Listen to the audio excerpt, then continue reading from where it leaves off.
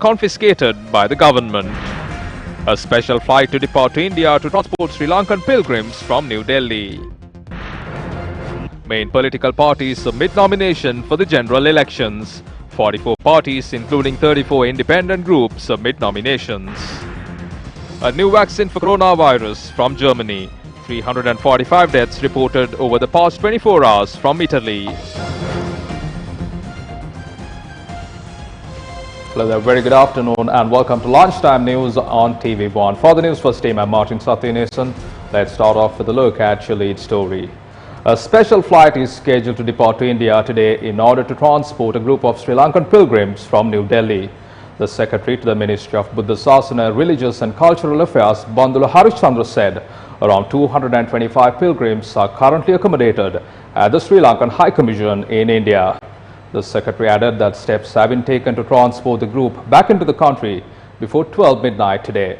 More than 850 Sri Lankan pilgrims are currently in India. Action has been taken to transport the rest of the pilgrims to the Sri Lankan High Commission in India. Moving along, National Operations Centre for Prevention of COVID-19 outbreak said all flights arriving in the country after 12 midnight today will be halted.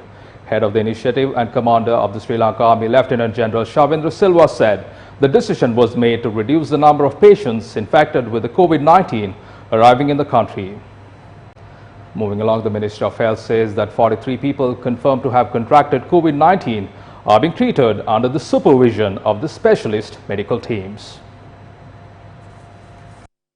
Deputy Director of Health Services and the Ministry of Health, Dr. Phaba Pilahawadana, said that none of the patients were in crucial condition. She added that there are over 220 people under observation for being suspected to have contracted the virus. 2,258 people are currently housed at 16 quarantine centers across the country. According to Army, all passengers arriving in the country will be sent to quarantine for a period of 14 days. The Army stated that between 1,500 and 2,000 persons have not yet been identified. Deputy Inspector General of Police Ajit Rohana stated that their houses are being identified and that police officers will paste a special notice to identify them.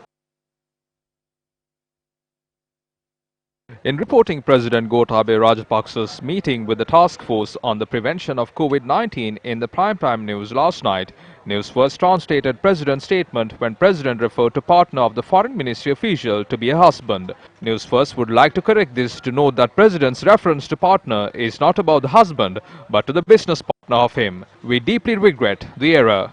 We will now look at the statement once again. The Presidential Task Force on the Prevention of COVID-19 convened a meeting yesterday. The task force, chaired by the President, arrived at several decisions, including the decision to bar the entry of flights for 2 weeks. The task force has been established by combining all departments responsible for the prevention and eradication of the coronavirus, also known as COVID-19.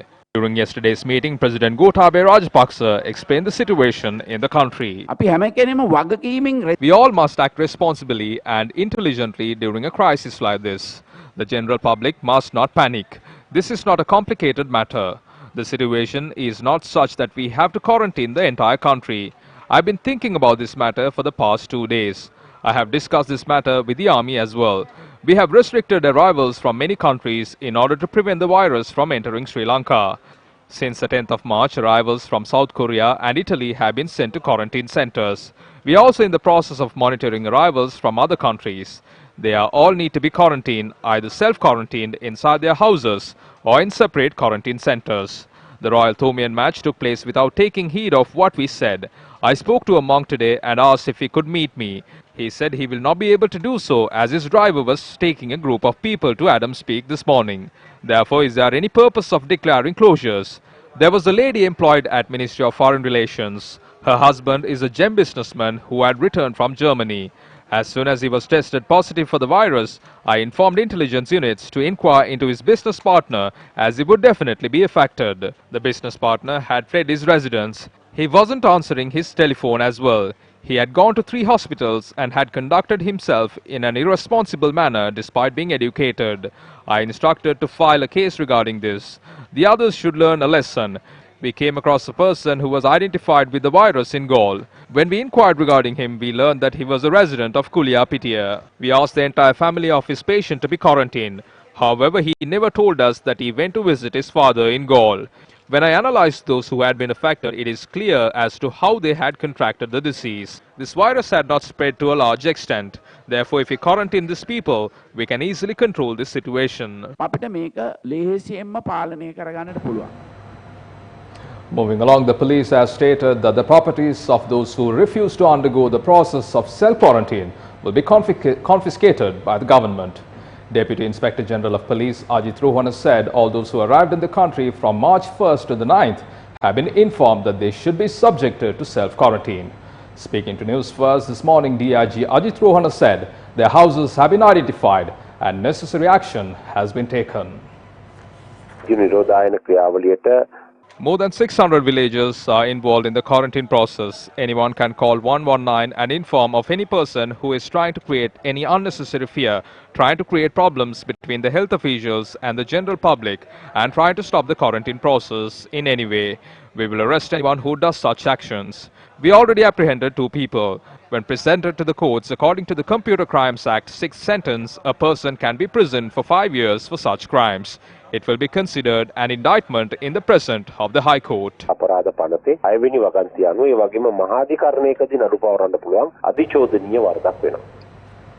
Meanwhile, the Sri Lanka Army said the construction activities of the special unit established to treat coronavirus patients at the Valikanda Hospital will be completed today. Spokesperson of the Sri Lanka Army, Brigadier Chandana Wickramasinghe, said steps are being taken to complete the process today. He added that all facilities have been put into place to treat patients without any hindrance. A new unit will also be established at the Valikanda Hospital to accommodate patients who will not have enough room at the IDH. A group of people who have arrived from overseas have been admitted to the quarantine center at the Pampemadu Army camp. Steps have been taken to convert the Medcity 7 unit in Anuradhapura to a center where patients infected with the COVID-19 are treated. Meanwhile, 2,258 foreigners from 16 centers have been subjected to quarantine. According to the Sri Lanka Army, groups arriving from abroad will be subjected to a quarantine for 14 days. Meanwhile, the Army stated that between 1,500 and 2,000 people infected with the virus have not been identified. Deputy Inspector General of Police Ajit Rohan stated that there are houses being identified and that police officers will paste a special notice to identify them. A quarantine center has been established at the Boosa Naval Camp. Sri Lankan Navy stated that the base has been assigned as a quarantine center since yesterday. The Navy further stated that a 4-story building have been prepared as a quarantine center. All military personnel will be given the necessary training and the instruction by the health officials. Sri Lankan Navy also stated that the quarantine center has the necessary facilities to provide treatments to 136 patients. Meanwhile, Dambul Economic Center has been disinfected from 10 last night to 6 this morning to prevent the spread of the coronavirus. The disinfecting process was carried out with the assistance of the members attached to the Dambulla Municipal Council and the Trade Association of Dambulla Economic Zone.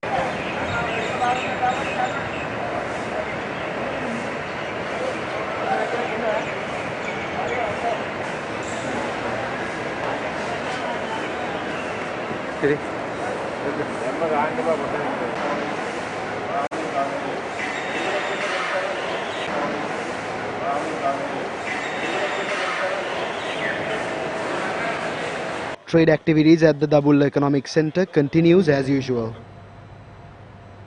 Several political factions expressed the following views regarding the coronavirus pandemic, which has affected the island. We constantly warn the government about the precautions that should be taken against the coronavirus, but the government did not follow suit. Due to their inefficiency and overvaluations of themselves, this virus has converted into a major issue. We view this as a national crisis, and therefore it is up to us to stand in solidarity against this. One thing we have noticed, however, is that the government is shirking its responsibilities. In order for us to do anything, we need to stay alive. Several people will face losses as a result of the coronavirus pandemic. Many people will be inconvenienced. However, if we dedicate ourselves to rid our country of this virus, we will be able to control the spread of this pandemic.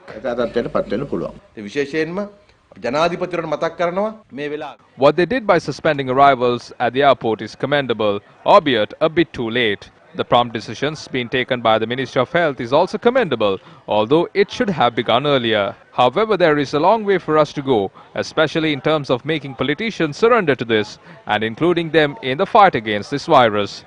At this juncture, we would like to recommend the President to convene all influential political parties, make the politicians understand their responsibility and hand it over to them.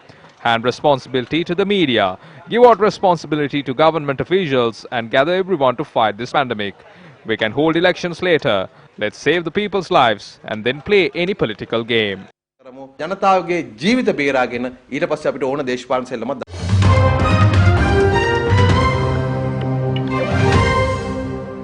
Meanwhile, in international news, Italy reported 345 new coronavirus deaths in the country over the last 24 hours, taking its total death toll to 2,503. This is an increase of 16%. Look back at your local news. Several main political parties handed over nominations yesterday and today to contest the upcoming general election. Director General of the National Elections Commission, Samansri Ratnayaka, said 44 political parties and 33 independent groups have handed in nominations thus far. Nominations of the SLPP for the Matra district were handed over today by its group leader Dalas Alha Peruma. The President has informed of the date of the election and also that it will go ahead. The NEC also has a huge part to play in this. There are advanced mechanisms nowadays. It is the politicians' responsibility to ensure that this virus does not affect any more citizens. Former Provincial Councillor Nalin Hevage handed in nominations of the Jatika Jana Balavege for the Galle district. This is a district that has the highest unemployment rate. These blue, green and brown parties have never voiced these issues at the parliament despite having power. The parties who had been engaged in politics for 72 years haven't been able to provide drinking water for these people. However, they ask for their votes. We believe that people from the Galle district will teach them a good lesson. The SLPP handed over nominations to the Colombo district yesterday and it was presided over by Group Leader Minister Dinesh Gunawardena. We handed in nominations list with candidates representing various fields in a bid to gain a two-third majority in Parliament and to also provide the President and Prime Minister with a fresh mandate. Nominations of the SLPP for the Galle district were handed in yesterday by its group leader Minister Ramesh Patirana.